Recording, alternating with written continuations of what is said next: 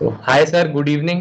First of all, I welcome you on my YouTube channel. I hope you are doing great. कैसे हैं आप sir? Thank you Arpit, बहुत अच्छा लग रहा है आपसे बात करके और आपके YouTube चैनल में आके आपसे बात करके बहुत अच्छा लग रहा है। बहुत बढ़िया मौसम है, आज बारिश हुई है थोड़ी सी गुड़गांव में। अरे ग्रेट सर, ग्रेट। तो सर सबसे पहले तो मतलब मुझे नहीं लगता कि आपको वैसे तो इंट्रोडक्शन की ज़रूरत है, बट फिर भी मैं चाहूँगा थोड़ा सा आप अपने बारे में बता दीजिए कि एक्चुअली में आप कहाँ से बिलोंग करते हैं और अब प्रेजेंटली आपने अपने लाइफ के अंदर एक्चुअली में अचीव क्या किया। वैसे तो मेरी लाइफ अभी गूगल सर्च करो तो बहुत सी चीजें अभी काफी अवेलेबल है सोशल मीडिया में और ओपन सोर्स में। मैं पैदा हुआ हूँ एक गांव है हिसार डिस्ट्रिक्ट में, तो वहाँ मेरा जन्म हुआ है। मेरे फादर फौज में सैनिक थे, ये रिटायर्ड एज सूबेदार मेजर ऑनरी कैप्टन। और वहीं गांव में शुरू के साल में वहीं रहा कई साल तक।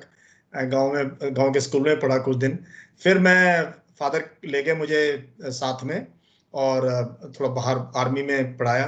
फिर उन्होंने मुझे मिलिट्री स्कूल में भेज दिया जब मैं 10 साल का बच्चा था। मैं 5वीं क्लास में 1972 में मैंने राष्ट्रीय मिलिट्री स्कूल बैंगलोर ज्वाइन किया, जो कि उस टाइम पे ऐसे लगता था अर्पित जैसे आज यहाँ से लंदन जाना हो ना वो आसान है, बैंगलोर जाना बहुत बड़ी बात थी उन दिनों में। बिल्कुल बिल्कुल बिल्कुल। तो इतनी कनेक्टिविटी भी नहीं थी, फिर दूर था। खैर तो वहाँ फिर मैं स्कूल में रहा। स्कूल में अच्छी मेरी एकेडमिक्स में कम था, मैं खेलने कूदने में और इन चीज़ों में मेरा ज़्यादा जोर था। तो फिर मैंने थ्रू ओटीए इनिशियली, फिर आईएमए मैंने कमीशन लिया, डायरेक्ट एंट्री कॉलेज करके बीए किया मैंने आर्ट्स में। ठीक है। उसके बाद फौज में मेरा बहुत बढ़िया कैरियर रहा अर्पित। सेकेंड लेफ्टिनेंट से लेके मेजर जनरल रैंक तक, this is the number 2 rank. And I had a brilliant career I can say, and very very fulfilling career. मतलब इतना लाइफ में एडवेंचर भी रहा है, रिस्क भी रही है, फायर फाइट में भी रहा हूँ, इंसर्जेंसी भी देखी है, रॉयट्स भी देखे हैं, विदेश जाने का बहुत मुझे मौका मिला, इंडियन आर्मी को रिप्रेजेंट करने का, देश को रिप्रेजेंट करने का कई बार। और एजुकेशन भी मेरी साथ में चलती रही। मैंने फौज में बीए से मैंने एमएससी करी, फिर डबल एमएससी करी, फिर एमफिल की, फिर पीएचडी करी। तो ये सब फौज में रहते रहते हुआ मेरे साथ। और मुझे खेलने का बहुत शौक था फिर, तो मैं नेशनल लेवल तक मैं गेम भी खेला हूँ। मैं हैंडबॉल का प्लेयर था फौज में आने के बाद। उससे पहले मैंने बॉक्सिंग, एथलेटिक्स, हॉकी, फुटबॉल, सारे गेम खेले हैं दबा के। मतलब आधी लाइफ स्पोर्ट्स फील्ड पे निकली है मेरी। Okay, so मतलब that means you have the full life. हाँ, full life, and I've just retired, and now I'm CEO of the Save the Himalayas Foundation, and I have my own YouTube channel now, very very popular channel on leadership and personality development. And plus, I've just joined, like you, I'm on this India's largest, teaching platform, या learning platform on Unacademy. Yeah, So sir is on Unacademy right now, तो आप उनको follow भी कर सकते हैं। कुछ भी मतलब अगर आपको defence related actual knowledge, genuine knowledge लेनी है, कोई मिथ्स है कि फौज में लेके या पर्सनालिटी को लेकर, तो आप ज्वाइन करिए सर को अनअकैडमी प्लस पे भी। And he is also currently running his YouTube channel as well, आप जाके फॉलो भी कर सकते हैं। तो that is really great sir. मतलब उस टाइम पर आपने आरएमएस ज्वाइन किया, और मतलब आज भी लोगों को इतनी अवेयरनेस नहीं है सर। मतलब बैक देन इन 72, तो मतलब वो तो बहुत लंबा एक टेन्योर हो गया। दिस शोज कि यू आर मतलब डेडिकेटेड फ्रॉम द स्टार्ट कि आपको फौज ज्वाइन करना है। तो मतलब ये ना अर्पित मेरे फादर का सपना था। देखो, जो खास तौर पे जो सैनिक है ना, जो एनसीओ जेसीओ रैंक में, उनकी एक बहुत बड़ी तमन्ना होती है, दिल की एक अभिलाषा होती है माँ बाप की, कि हमारा बेटा अफसर बने, कि हमें उसको दोबारा भर्ती ना कराना पड़े सिपाही के तौर पे। तो मेरे फादर इंस्ट्रक्टर होते थे एनडीए में जब मैं पैदा हुआ, फिर आईएमए में इंस्ट्रक्टर रहे। तो मेरे फादर ने इतने ऑफिसर्स को ट्रेन किया था, उन्होंने कहा यार मुझे अपना बेटा अफसर बनाना है। तो तभी से उनको लगन लग गई कि इसको हमने मिलिट्री स्कूल में, तो उन्होंने मेरी बड़ी ट्रेनिंग कराई, मुझे पढ़ाया, खुद पढ़ाते थे मुझे। और फिर मेरा एडमिशन हो गया। और किसी ने बोला कि अगर मिलिट्री स्कूल में जाना है तो बैंगलोर सबसे अच्छा स्कूल है, वहां भेजो। तो तब सोच के लग रहा था इतनी दूर जाना है, बट उन्होंने कहा नहीं, मेरे को सीनियर ऑफिसर्स ने बोला है सबसे अच्छा स्कूल बैंगलोर मिलिट्री स्कूल है। तो मुझे 1972 जुलाई में, वो मैं 10 साल का भी नहीं हुआ था, मुझे स्कूल में छोड़ के आ गए। बट क्या स्कूल है अर्पित, मैं बता रहा हूँ। इंडिया में ये 5 ही है मिलिट्री स्कूल, बट ऐसे स्कूल ना है नहीं कहीं भी। ऐसी फैसिलिटीज, खाने की, पीने की, ट्रेनिंग की, स्पोर्ट्स की, लाइब्रेरी की, एजुकेशन की, लीडरशिप की, मैंने तो जो सीखा वो स्कूल में ही। हाँ राइट सर, मतलब मैंने भी सर आरएमएस के बच्चे मैं पढ़ाता हूँ, मतलब तो मुझे ऐसा लगता है कि वो पहले से ही लीडर है एक्चुअली में, बिकॉज वो सब कुछ एटमॉस्फेयर वैसा है स्कूल का, तो वो एटमॉस्फेयर मेरे हिसाब से बहुत अच्छा रोल प्ले करता है। तो सर मूविंग अहेड, थोड़ा सा सर आप बताएंगे कि मतलब फौज आपने कौन सी एंट्री के थ्रू ज्वाइन किया ना, आपने बीच में बोला सर ओटीए एंड उसके बाद आईएमए, तो मतलब ये मिक्सचर मुझे समझ में नहीं आया, थोड़ा सा हमारी ऑडियंस को आप बताएंगे। देखो कैंडिडेट तो मैं भी एनडीए का ही था। पेरेंट्स तो ओके, यही सोचते थे एनडीए ज्वाइन करें, क्योंकि मिलिट्री स्कूल से मैक्सिमम बच्चे एनडीए चले जाते हैं या राइट सर, तो, बट लेकिन मेरा क्या था ना Arpit, I was weak in maths. Okay, और पता नहीं कभी भी मुझे ना मैथ्स, तुम मैथ्स के टीचर हो, मैं मैथ्स को बिल्कुल ही ना मुझे मुझे किसी ने कॉन्सेप्ट सिखाया नहीं, मैं मैथ्स से ना दूर हटता गया। तो जब 10वीं के एग्जाम हुए मैंने मैथ्स को तिजांजलि दे दी और मैंने कहा भाई जिंदगी में जो करूं कर लूंगा, मैथ्स नहीं पढ़ सकता। ओके, तो नेचुरली आई वाज वीक, सो मैंने एनडीए के दिए एक दो अटेम्प्ट और हाफ हार्टेड अटेम्प्ट थे, मुझे पता था मैं पास नहीं हो सकता। बट ओके, मैं एक चीज क्लियर था, जब मैंने 12th करी, मैंने आर्ट्स से 12th करी, ज्योग्राफी एंड हिस्ट्री ये जो भी सब्जेक्ट थे, तभी मैं क्लियर था कि देखो अब एनडीए नहीं गए कोई बात नहीं, लेकिन फर्स्ट चांस में मैंने सीडीएस क्लियर करना है, फर्स्ट चांस में। और everything happened exactly like that. मैं बीए फाइनल ईयर में ही मैंने एग्जाम दिए, बीए के एग्जाम आने से पहले मेरी एसएसबी हो गई, and first chance I clear for OTA, short okay, service. Right, and जब तक मैं ओटीए में जाता, this is in October 83 I joined OTA. तब ओके, ओटीए कहते थे, ओटीएस कहते थे, ओटीएस ऑफिसर्स ट्रेनिंग स्कूल था वो। तो ओके। अक्टूबर 83 में ओटीएस पहुंच चुका था। तो ये कहाँ उससे पे था पहले सर? मेरा, हाँ, कहाँ पे था सर ये ओटीएस? चेन्नई में ही था? चेन्नई में रहा है शुरू से, it was always in Chennai. हाँ, it was always in Chennai. तो 38 शॉर्ट सर्विस कोर्स में मैंने ज्वाइन कर लिया, बट उस कोर्स पे जाने से पहले ना मेरा अगले टर्म की आईएमए की एसएसबी आ गई। ओके, तो मैंने फर्स्ट चांस में पहले ओटीए की, ओटीएस की एसएसबी क्लियर की थी। मैं जाने से पहले मैं आईएमए की भी क्लियर करके आ गया, फिर भी मैं ओटीएस चला गया। ओके, वहां 3 महीने रहा और बहुत अच्छी परफॉर्मेंस थी मेरी, मेरा मन नहीं कर रहा था निकलने का वहां से, क्योंकि जो रगड़ा, जो ओटीएस की ट्रेनिंग काफी टफ होती है आईएमए के मुकाबले, वो जो ओके, टफ पार्ट था वो पूरा हो चुका था। लेकिन मेरे फादर फौज में थे, सूबेदार मेजर थे, उन्होंने चिट्ठी लिख दी ओटीएस के कमांडेंट को कि मेरा बेटा है कैडेट यश मोर, इसको कृपया करके यहाँ से टीसी दो और इसको सीधा देहरादून भेज दो, ये आईएमए का नेक्स्ट कोर्स इसे ज्वाइन करना है। So I okay, had no choice. Then I left OTS in December 83, and within a week I joined IMA in January 1984. I joined IMA. Okay, great sir. मतलब sir एक मतलब आप students भी ये देख पा रहे होंगे कि जो फौजी बंदे होते हैं उनकी लाइफ मतलब बहुत ज़्यादा इंटरेस्टिंग रहती है। सुबह उठना क्या है तो उसके बाद प्रेडिक्ट नहीं कर सकते कि आज लाइफ में क्या होने वाला है। आप देखो दोनों ट्रेनिंग स्कूल सर ने ज्वाइन करे, जिसके लिए बच्चे तमन्ना करते हैं इतनी कि मुझे ये करना है। He still had the spirit कि अगर मैथ्स नहीं आता तो कोई बात नहीं, नेक्स्ट सीडीएस मेरे पास ऑप्शन है। But where there is a will there is a way. तो ये Absolutely. बिल्कुल सिंपल सा फिनोमिना है मेरे हिसाब से। सर मूविंग अहेड, आईएम में आपने ज्वाइन किया एंड उसके बाद आपकी ट्रेनिंग अच्छी रही। सो पास आउट कौन से ईयर में हो सर आप?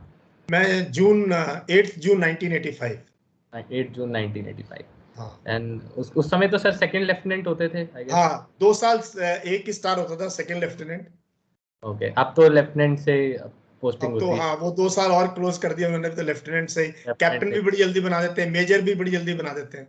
राइट। तो सर एक छोटा सा भी मूवी जैसे रिलीज हुई शेरशाह, तो उसके हम्म। अंदर जैसा बॉलीवुड ने प्रिडिक्ट किया है फौज को कि मतलब ऐसे हंसी मजाक इतना चिल सीन हो रहा है, do you actually feel sir आप इतनी टॉप मोस्ट रैंक पे रह चुके हैं, प्लीज बी ऑनेस्ट, मतलब बच्चों को पता लगे कि एक्चुअली में फौज में जा रहे हैं? क्योंकि काफी बच्चे सर मैं देखता हूँ, मेरे खुद के भी स्टूडेंट 3-4 रह चुके हैं, एनडीए छोड़ के भाग आते हैं। मतलब हाँ उनको लगता है कि NDA it is very cool to join NDA, वहां पे रगड़ा सहन नहीं होता है तो वो भाग जाते हैं वहां से। तो सर मतलब कैसी है लाइफ फौज के अंदर? देखो, ये मैं अर्पित बता दूं, ये बॉलीवुड ने और थोड़ा बहुत हमारी मूवी इंडस्ट्री ने सॉन्ग डांस में और ये पेट्रियोटिज्म के गार्ड में ना इसको बड़ा रोमांटिसाइज सा कर दिया, बड़ा ऐसा बना दिया जी ये तो बस ऐसे तिरंगा लेके चले जाते हैं, गोलियां खा जाते हैं और बड़ा वो होता है। ऐसा कुछ नहीं है, एक्चुअल में लाइफ टफ है। If you are not tough, mentally tough, पहली बात है मेंटली टफ होना आपको। तो बिल्कुल, वो मेंटल टफनेस आप में होनी चाहिए, और ये एंड देन फिजिकल टफनेस तो एकेडमी में ट्रेनिंग से आई जाती है, नहीं आएगी तो आप पास आउट नहीं कर सकते। सो यू बिल्कुल, have to be mentally tough, and because the fun part is there, ये नहीं मैं कह रहा हूं फन पार्ट बहुत है, बट वो बिट्स एंड पीसेस में है। और वो तभी है जब आप फिजिकल पार्ट जो वेपन ट्रेनिंग है, ड्रिल है, फिजिकल ट्रेनिंग है, जो टेस्ट है, मैंडेटरी टेस्ट हैं, जो हॉर्स पीटी के टेस्ट हैं, रोप क्लाइंबिंग के टेस्ट हैं। आपको 30-40 किलोमीटर से स्टार्ट होता है हमारा स्पीड मार्च, जिसमें राइफल और पूरा वो अपने सारे के सारे कंपलसरी क्लियर करने होते हैं, कैंप्स लगाने होते हैं, मोर्चे खोदने होते हैं। तो एकेडमी में you have to be mentally tough and physically tough, and अंदर कुछ होना चाहिए। आई कीप सेइंग कि जब तक पैशन नहीं है ना, ये रगड़ा नहीं आप खा सकते। वो पैशन है जो आपको, जब यू फील ना ब्रेक पॉइंट आ रहा है, यार छोड़ो कहाँ फंस गए, हम तो कुछ और कर लेंगे। जो जिनमें नहीं है वो छोड़ देते हैं, जिनमें है वो कहते हैं देखी जाएगी, यार हम आए थे ऑफिसर बनने, बन के जाएंगे। इतने निकल गए हजारों लोग। तो हमें लोग उस्ताद कहते थे कि बच्चे डरते क्यों तुम, कितने निकले इस एकेडमी से, आप देखो आपका आईसी नंबर ये है, आईसी नंबर 1 भी रहा होगा, कितने लोग निकल गए, तुम भी निकल जाओगे, हौसला रखो बस।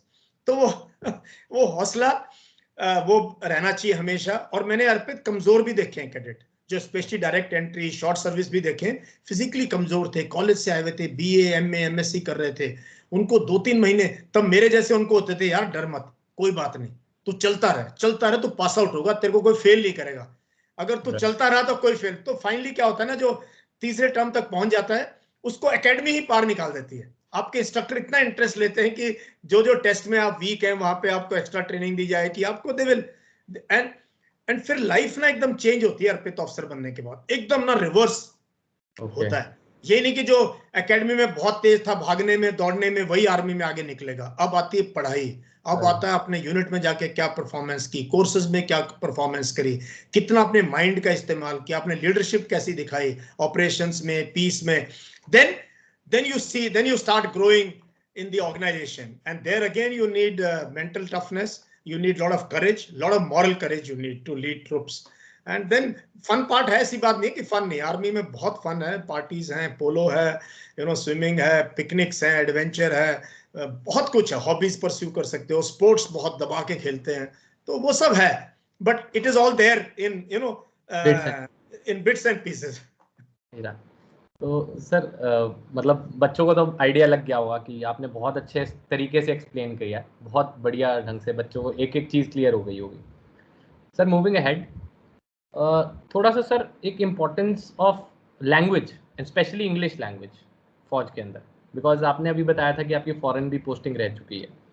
तो क्योंकि स्टूडेंट्स ना ऑफन आस्क मी, ये आपको भी अब पूछेंगे क्योंकि आप भी अब टीचिंग प्रोफेशन में आ चुके हैं, ये लास्ट क्योंकि sir what is the actual importance of English मतलब फौज के अंदर। मुझे ना बहुत ही एक सवाल पूछते हैं बच्चे, आज से नहीं, मैं मेंटोर कर रहा हूँ बच्चों को, जब से मैं खुद सेकंड लेफ्टिनेंट था, जवानों को मैंने बहुत लोगों को कमीशन दिलाया और बहुतों को इंस्पायर किया, जो सोचते नहीं थे हम ऑफिसर बन जाएंगे, उनके बच्चे वो आज मेजर, लेफ्टिनेंट कर्नल, कर्नल बने हुए, जिनको मैंने गाइड किया। तो मैं ना इंग्लिश में बात करूंगा। पहली बात तो इंग्लिश की ना खौफ हटा देनी चाहिए, इसको take it as a language, इसको learn it as a language. और इनफैक्ट मेरे YouTube पे मेरे 2-3 वीडियोस हैं कम्युनिकेशन स्किल कैसे इंप्रूव करने हैं, और वो देहात के बच्चों के लिए। अखबार पढ़ना है आपने, इंग्लिश की न्यूज सुननी है आपने, आपका डिक्शनरी होनी चाहिए, आपका थिसॉरस होना चाहिए आपके पास, अंडरलाइन करो। मैं कहता हूँ 3 से 6 महीने में आप अंग्रेजी की पकड़ काबू कर सकते हो। और फिर डिक्शन इंप्रूव करना जरूरी है, प्रोनाउंसिएशन। उसके लिए आप इंग्लिश चैनल्स वगैरह सुनोगे, इंग्लिश में बात करोगे, ऐसे दोस्तों की कंपनी में रहोगे जो कहेंगे यार ऐसे नहीं बोला जाता, इसको ऐसे बोला जाता है, इसको ऐसे बोला जाता है। And then you keep practising, and शर्माओ मत। बहुत हम ना झिझकते हैं, संकोच करते हैं, तो वो क्या, वो टाइम ना धीरे धीरे निकल जाता है, फिर ऐसे स्टेज आती है, फिर वो ना एक हवा बन जाता है। इंग्लिश कुछ भी नहीं है, मैं तो गाँव का पढ़ा हुआ हूँ, और इंग्लिश जरूरी है, एसएसबी में तो जरूरी है, आपको पता ही है। आप बात ही नहीं कह पाओगे अपनी, आप स्टोरी नहीं लिख पाओगे अगर 10 लाइन नहीं लिख सकते करेक्ट इंग्लिश के अंदर, आप जो मर्जी चैंपियन हो, आप there is no scope for you. GD में, लेक्चरेट में, सारे टेस्ट इंग्लिश में, इंटरव्यूइंग ऑफिसर भी एक्सपेक्ट करता है कि आप अपनी बात कह तो सको। तो ये इंपॉर्टेंस है। और उसके बाद भी अर्पित, मैंने देखा है आर्मी में सारे कोर्स इंग्लिश मीडियम में, ठीक है। तो good officers, many of them don't perform well, या देहाती बच्चे साइड में हो जाते हैं because they did not pick up this language at the right time. So I picked up this language in school, a lot of this, and then in the army, RK, and by the time I retired, I was one of the most क्या कहते हैं, motivational speakers in the army, most well known. Okay. तो इस English को एक language लो, इसका हवा मत बनाओ, ये मैथमेटिक्स नहीं है कि यार बस कि एक तरीके से ज्यादा समझना है इसके अंदर, मतलब इतना कुछ नहीं है। तो इंग्लिश जरूरी है एक्चुअली में, और आपको डेली बेसिस के ऊपर उसको प्रैक्टिस करना चाहिए। मैं तो कहूँगा कोई कैमरा लेकर या कोई शीशे के सामने खड़े होके एटलीस्ट अकेले ही प्रैक्टिस करो, बट डू प्रैक्टिस, इससे बेटर होगा। तो सर आगे बढ़ते हैं। फौज में काफ़ी सारे जो सर स्टूडेंट्स हैं ना, मेरे भी स्टूडेंट्स हैं, जो वो ऐसा सोचते हैं कि फौज में हमें कॉम्बैट रोल्स लेने हैं, मतलब हमें गोलियां चलानी हैं, हमें टैंक्स चलाने हैं, तो हमें इस लाइन में जाना है सर। तो थोड़ा आप इतने टाइम तक सर आपने सर्व किया आर्मी के अंदर, तो थोड़ा सा सर अपना कॉम्बैट रोल्स वाली जर्नी के बारे में बच्चों को कुछ मोटिवेशन देना चाहेंगे? ऐसा है कि देखो, यूनिफॉर्म पहनी है ना, ये हर एक का सपना होता है कि यार अब मैंने जो है वेपन लेना है और मैंने कोई एक्शन करना है या एक्शन में इन्वॉल्व रहना है। वैसे more than half the army is in services, support services and logistics, and they are very important, ये नहीं मैं कह रहा, वो भी बहुत इंपॉर्टेंट है, जहाँ टेक्नोलॉजी यूज हो रही है, सिग्नल्स है, ईएमई है, यू नो सर्विसेज हैं, देन कॉम्बैट सपोर्ट आर्म्स है, एडी है, इंजीनियर्स है, उनमें है। लेकिन जिंदगी का मजा है इधर you are in infantry, armoured और मैक इन्फेंट्री। और उसमें भी अर्पित मेरी लाइफ ना बहुत इंटरेस्टिंग रही है। I was commissioned as a infantry officer. मेरी यूनिट तब इन्फेंट्री थी। I am from first guard second Punjab, the senior most and the oldest battalion of Indian army, very elite, जिसमें मैं कमीशन हुआ। बट 10 साल की सर्विस के बाद मेरी यूनिट कन्वर्ट होगी मैकेनाइज्ड इन्फेंट्री में। तो मैंने पंजाब में एक्शन देखा बहुत, पट्टी, तरन तारण, हरीके, भिखीविंड, अजनाला, अमृतसर, इस सेक्टर में बहुत एक्शन देखा है। पंजाब अपनी चरम पे था उग्रवाद के। फिर मैंने कश्मीर में भी रहा हूं, मैं पुंछ सेक्टर में लाइन ऑफ कंट्रोल पे भी मैंने एक्शन देखा है। राष्ट्रीय राइफल्स में, आरआर में भी, जहां मुझे 2 अवार्ड्स भी मिले और मेरा काफी नाम है जो मैंने एक्शन किए कोकरनाग के, साउथ कश्मीर के इलाके में, तो वो भी देखा। लेकिन कमांड मैंने मैकेनाइज्ड इन्फेंट्री यूनिट करी, फर्स्ट का मेरी यूनिट, और मैंने आर्मर्ड ब्रिगेड कमांड की। तो इन्फेंट्री ऑफिसर कमांड की mechanised, and I commanded an armoured brigade which had 150 to 200 tanks. So वो बात ही कुछ और है टू यू नो। तो वो मौका मिलेगा, आप जहां जाओगे आपको आरआर की पोस्टिंग मिलेगी, असम राइफल की पोस्टिंग मिलेगी, नहीं तो आपको सियाचिन ग्लेशियर जाने का मौका मिलेगा, नहीं तो आप ऑप्ट कर सकते हो पैरास के लिए। बीच में कभी भी आप कह सकते हो 28 साल की उम्र तक की सर मैंने पैरा एसएफ में जाना है। आप प्रोबेशन के लिए जाओ, सेलेक्ट हो गए तो आप मरून बेरे पहनो, जंप्स करो, आप पैरा एसएफ बन गए, नहीं तो वापस अपनी यूनिट आ जाओ। तो ये मौका मिलता रहता है, और उनको मिलता है जो जाना चाहते हैं। बहुत से लोग मैंने देखा है उनको मौका भी नहीं मिलता है और वो जाते भी नहीं है, तो शायद पूरी सर्विस निकाल देते हैं बिना गोलियों की बौछार देखे हुए कि होता क्या है जब गोले गिर रहे होते हैं। एक्चुअल में जब आर्टी फायर कर रही होती है या फायरिंग चल रही होती है, वो फीलिंग वो ना कोई पिक्चर बता सकती है, और ये सिर्फ खुद महसूस करना होता है कि फायर फाइट में क्या सिचुएशन होती है। देखने में अच्छा लगता है, but actually it is totally different ball game all together. तो कॉम्बैट रोल तो देखो कोशिश तो करनी चाहिए जाने की, और लाइफ भी उसमें मजेदार है, उसमें एडवेंचर भी है, उसमें ऑफिसर मैन रिलेशनशिप भी बहुत जबरदस्त है। बिकॉज यंग सर्विस में you start to lead, you know, but section platoon level पे आपको पोस्ट पे डिप्लॉय हो जाओगे, आप कहीं लाइन ऑफ कंट्रोल पे, एलएससी पे। अभी बहुत से बच्चे हैं जो लद्दाख में वो got experience of the stand of with China, वो जिंदगी भर नहीं भूलेंगे, राइट है ना। तो है इंडियन आर्मी में तो यूल बी मतलब one can get lot of adventure. Okay, great sir. Sir foreign postings के बारे में मैं चर्चा करना चाहूँगा।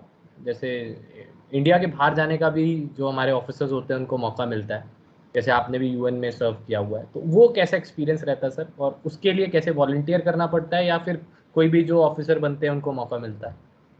नहीं, फॉरेन का देखो मौका मिलता है आर्मी में, बट इतना नहीं कि हर एक को मिले, it's very competitive. So first time जब मैं गया था यूनाइटेड नेशंस में, मैंने 1993 में गया था। 1993 में मोजाम्बिक में यूएन मिशन थी, और आपको हैरानी होगी कि पूरी इंडियन आर्मी से सिर्फ 8 कैप्टन सेलेक्ट हुए थे। And we went through a proper interview process where 1:3 कि हर वैकेंसी पे 3 कैप्टन बुलाए गए थे। सो इंडियन आर्मी का डेटा बैंक से they took out who are the top captains of the Indian Army, and same ऐसे मेजर पे जाओगे या किसी भी रैंक पे जाओगे, you will face an interview where there is a interview board which is very frank and very fair system of interview. Some lieutenant generals also they interview you. एक तरीका तो ये है कि आप अच्छा करो, एनुअली एसीआर में अच्छा करो, कोर्सेज में अच्छा करो, आपको अच्छी रिपोर्ट्स मिलेंगी तो आप मेरिट में ऊपर आ जाओगे। आईएमए की मेरिट अलग है, वो कोई मायने नहीं रखती, अभी इंडिया आईएमए इज गॉन, वो क्लोज चैप्टर है।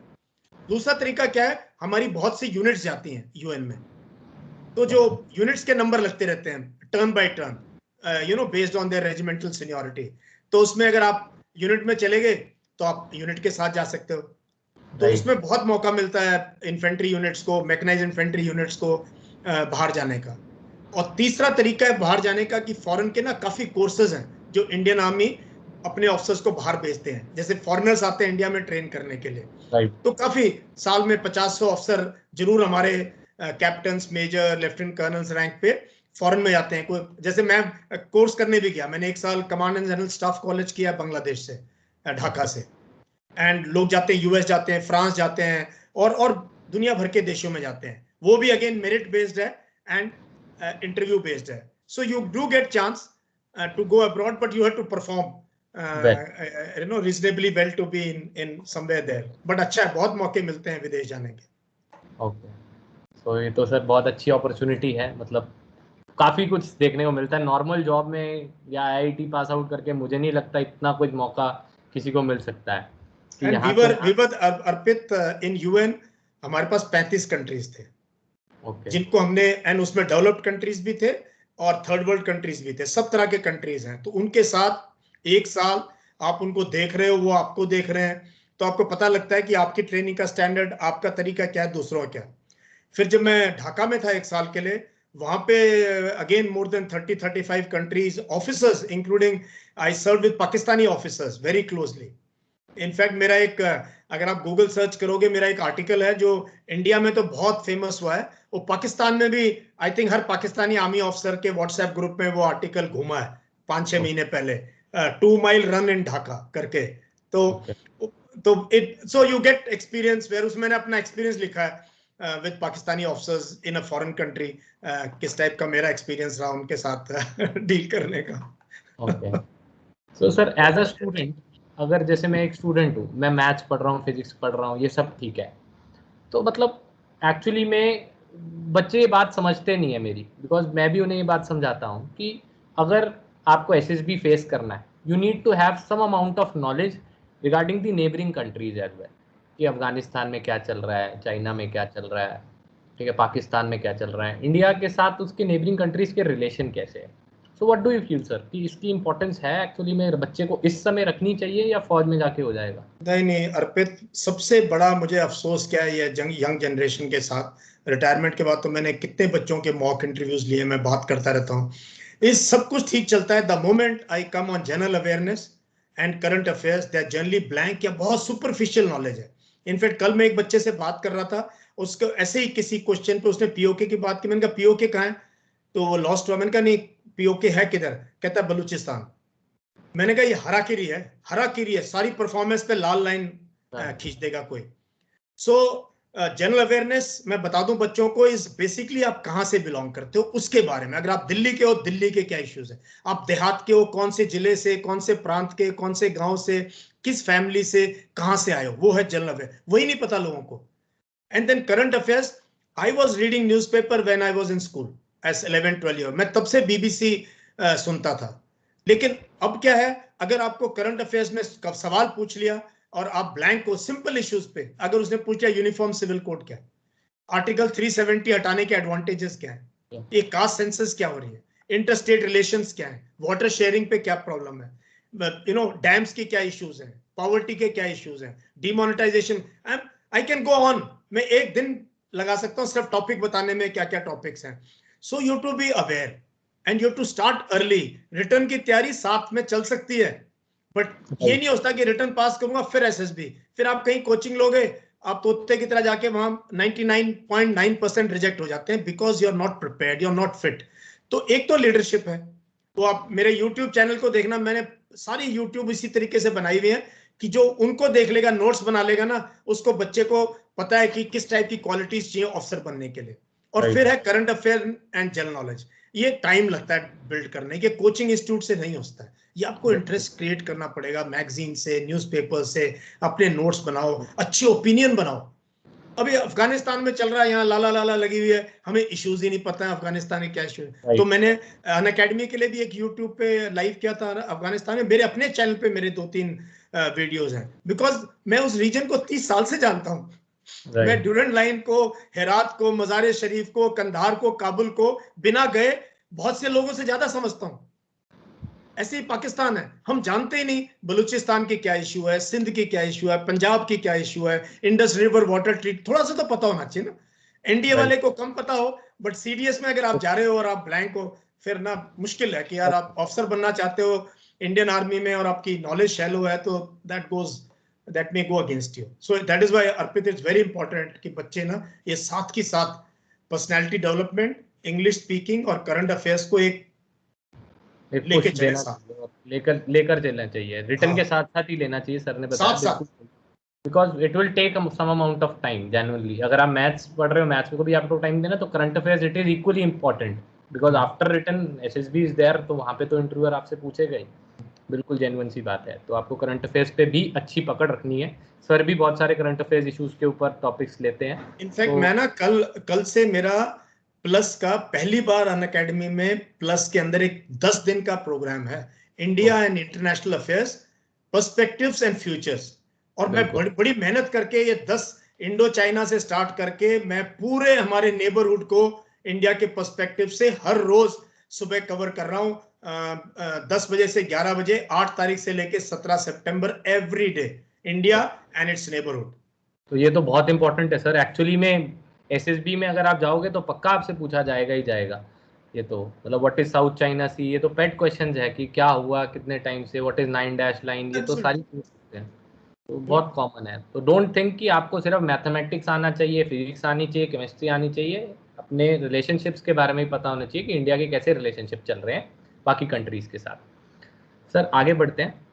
काफ़ी सारे स्टूडेंट्स जैसे गेम्स और स्पोर्ट्स में एसोसिएटेड होते हैं, आपने भी बताया, तो मूवीज़ में भी बहुत ज़्यादा इंस्पिरेशन दिखते हैं और रियल लाइफ एग्जांपल भी है, ठीक है।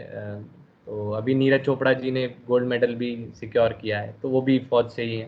तो मतलब कैसे बच्चा अगर फॉर एग्जांपल स्पोर्ट्स में भी इंटरेस्टेड है बहुत ज़्यादा और वो फौज ज्वाइन करता है, एज एन ऑफिसर ज्वाइन करता है, तो फौज उसको मतलब कैसे हेल्प करती है इसके अंदर? बहुत हेल्प करती है। इनफैक्ट फौज ना बहुत एंकरेज करती है ऑफिसर्स या जवान जो भी स्पोर्ट्स में, वो इतना मौका मिलता है आपको। एंड एक टाइम था 1980 के मॉस्को ओलंपिक्स में, 2 कैडेट आईएमए से पार्टिसिपेट करने गए थे। And there have been cadets in IMA and NDA who have gone to Asian Games and Commonwealth Games to participate. And Rajyavardhan Rathore was still serving when he got silver medal in Olympics, Athens Olympics 2004 I think. So बहुत encourage करते हैं ये बड़ी SSB में तो advantage है ही, क्योंकि आपकी पर्सनैलिटी कमरे में घुसते ही पता लग जाता है स्पोर्ट्समैन आदमी। बिल्कुल। सो उसके अंदर अगर अच्छा बैकअप आपने किया हुआ है नॉलेज का और उसका, so there is an advantage. नहीं है तो कोई बात नहीं, बट अगर है it's a big advantage. And officer बनने के बाद आप यूनिट में गेम्स में लीड करोगे, आप ट्रॉफी जीतोगे अपनी कंपनी के लिए, अपनी यूनिट के लिए, आपको सर पे उठा लेते हैं जवान। So and then commanding becomes very easy if the officer is fit. फिर तो जवान साहब अगर आगे दौड़ रहे हैं फिर क्या प्रॉब्लम। बिल्कुल। तो ये बहुत ज़्यादा अपॉर्चुनिटी आपको आर्मी देती है। सो मेरे हिसाब से तो एक अगर आप स्पोर्ट्स भी खेलते हो तो भी आपके लिए बहुत अच्छा ऑप्शन है एनडीए या फिर सीडीएस के थ्रू, जिस भी एंट्री से आप एज एन ऑफिसर जाना चाहते हो या एज अ सोल्जर भी अगर आप जाना चाहते हो तो फौज आपको पूरा सपोर्ट करती है। तो एग्जाम्पल रियल लाइफ भी है, मूवीज़ में भी है। इनफैक्ट आपने भाग मिल्खा भाग तो सबने ही देखी है, हमने तो वो भी आप देख सकते हैं, मिल्खा सिंह जी के बारे में आपने पढ़ा ही है।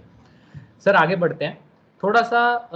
मैं एक फॉर एग्जांपल मैं एक सिविल बैकग्राउंड से हूँ। एक बच्चों को ना बहुत बड़ा मिथ है कि if I am a civilian, मैं एसएसबी में मेरे को तो रिजेक्ट कर देंगे, बिकॉज मैंने वो ऐसा एटमॉस्फेयर नहीं देखा।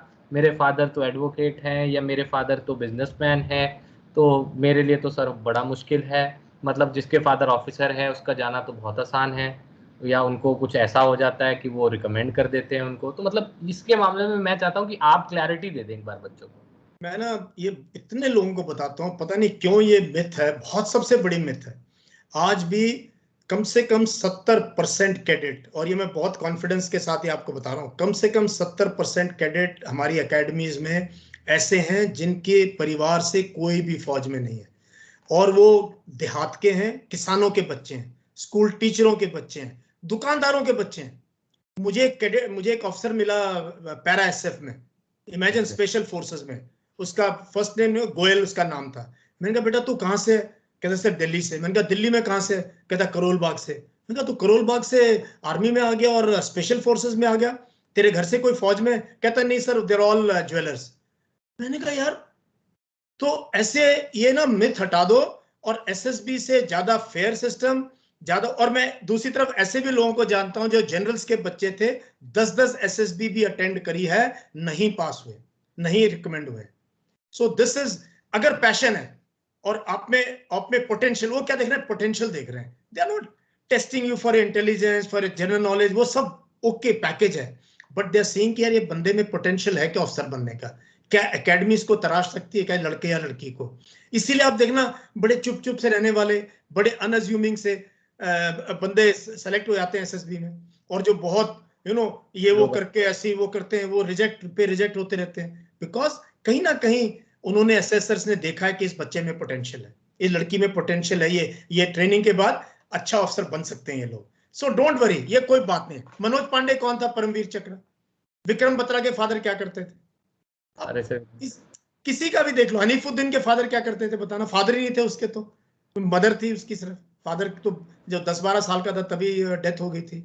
तो मैं आपको, आशुतोष शर्मा जिसकी डेथ हुई as a CO, it was killed in action as CO 21 RR, उसने 13th एसएसबी अटेम्प्ट में क्लियर किया था शॉर्ट सर्विस कमीशन से। मेरा एक इंटरव्यू है जो लाखों लोगों ने देखा है आशुतोष शर्मा के भाई के साथ, क्योंकि मेरी रेजिमेंट का था, और आशुतोष को मैं जानता था जब से वो मेजर है। उसकी लाइफ पे आप जब सुन लो उसका भाई क्या कर रहा है, मेरा भाई कैसा था, कौन से स्कूल में पढ़े, फादर क्या नौकरी करते थे।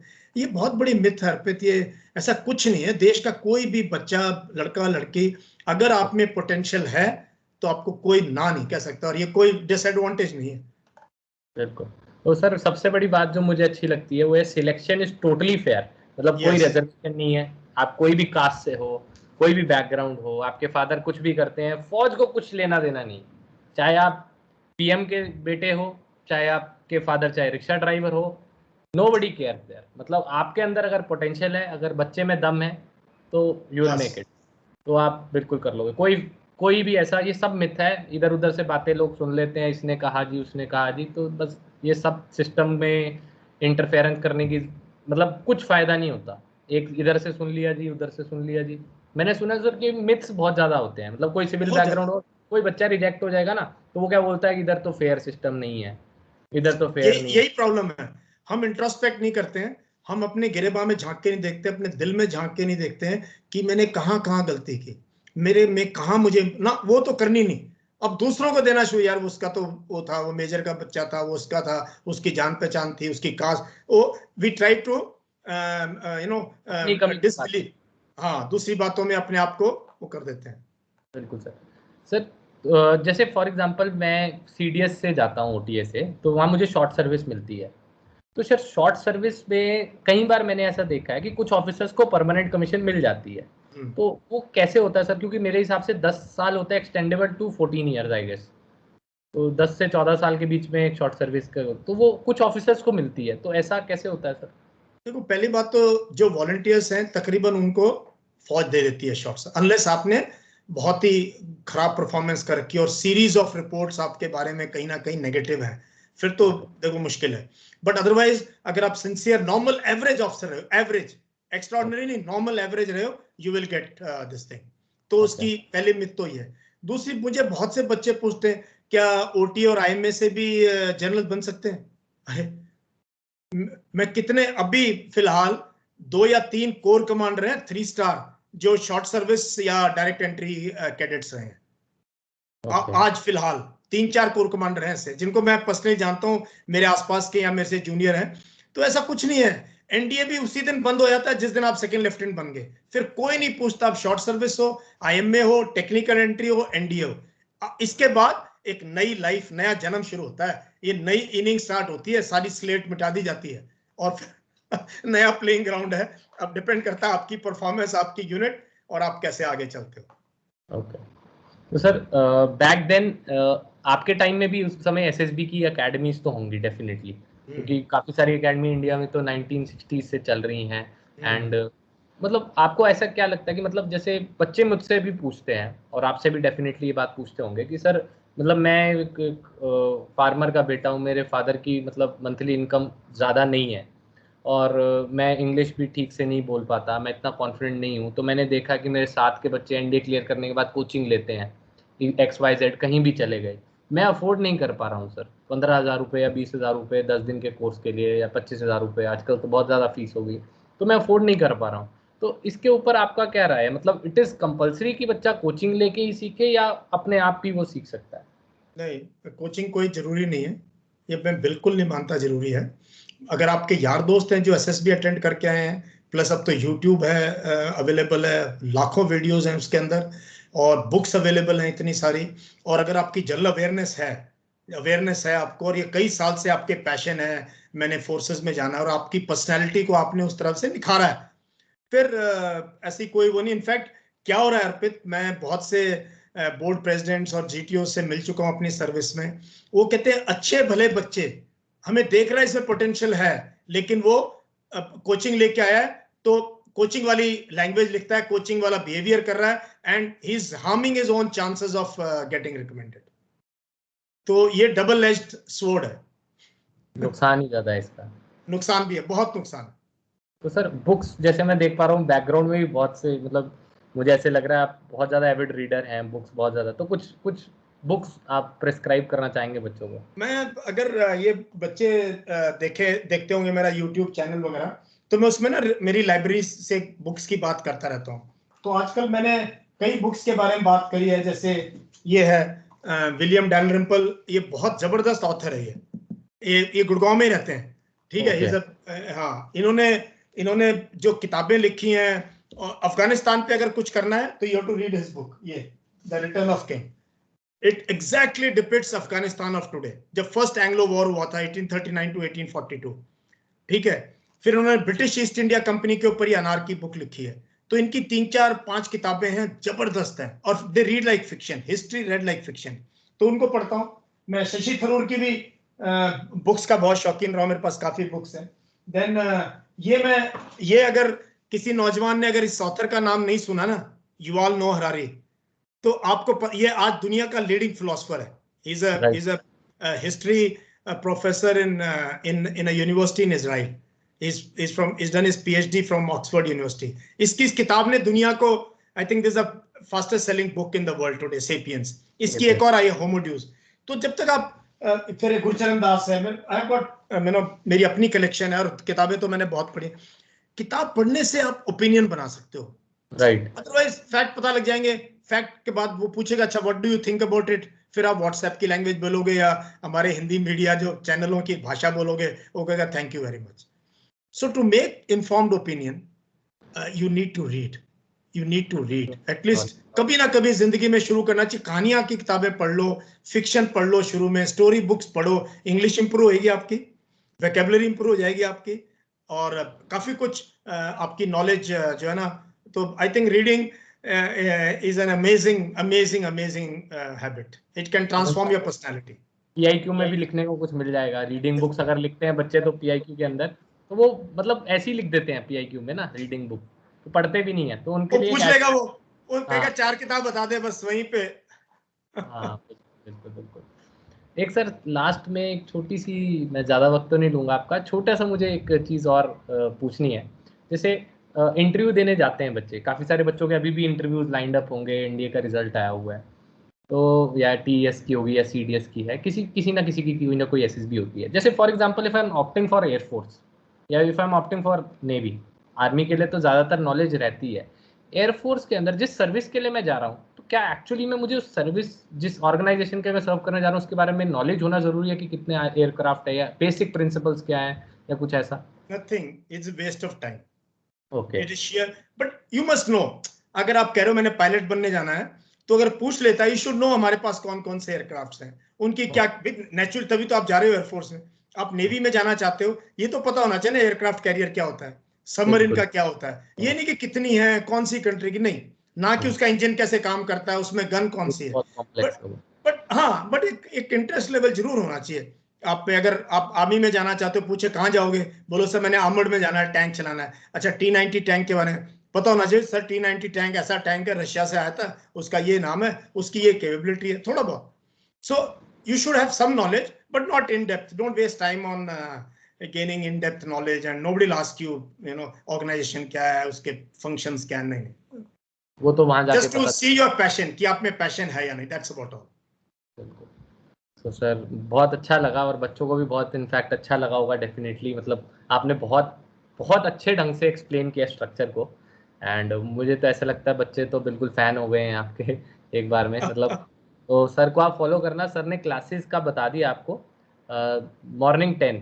तो मॉर्निंग 10 में मेरा प्लस कोर्स है, और हर रोज अभी रात को अभी भी है मेरा every day in the evening I am conducting special classes, know your army. ये भी अर्पित आज तक नहीं किसी ने सिस्टमैटिक ढंग से, infantry, armour, artillery, support arm, logistics, इनको मैं अपने अंदाज से बच्चों को बता रहा हूँ. एक बार अटेंड कर लिया ना मेरा लेक्चर, और या बाद में सुन लिया, नोट्स बना लिए, कुछ पढ़ने की जरूरत नहीं. Enough to clear SSB. तो ये कितने बजे होता है सर? ये शाम को 8 बजे. अभी है मेरा 8 बजे. आज मैं बात कर रहा हूँ artillery the gods of war. Okay, great sir. तो मतलब ये तो मुझे लगता है मुझे भी देखना चाहिए, बिकॉज सारी चीजें तो मैं भी फॉलो करूंगा आपको. तो सर का स्पेशल क्लास 8 बजे होती है, और मॉर्निंग में 10 AM आपकी प्लस के कोर्सेज है. सो मेरे हिसाब से आप सब लोगों को फॉलो करना चाहिए. इससे आपका इंटरेस्ट भी और ज्यादा बढ़ेगा. और एक्चुअली में आप कहीं बैठोगे, 4 लोगों में बैठोगे, आप बोलते हो कि मुझे ज्वाइन करना है एनडीए, वो आप बता सकते हो एक्चुअली में क्यों ज्वाइन करना है, कि आर्मी क्या है, क्या क्या उसके अंदर रेजिमेंट्स हैं, उनके बारे में थोड़ी बहुत नॉलेज रखोगे तो आपको definitely will feel more confident. Right sir. So thank you so much sir, आपने बहुत अच्छा मोटिवेट किया बच्चों को. Thanks a lot sir. Thank you. Thank you Arpit, बहुत अच्छा लगा आपसे बात करके. Thank you very much. जय हिंद.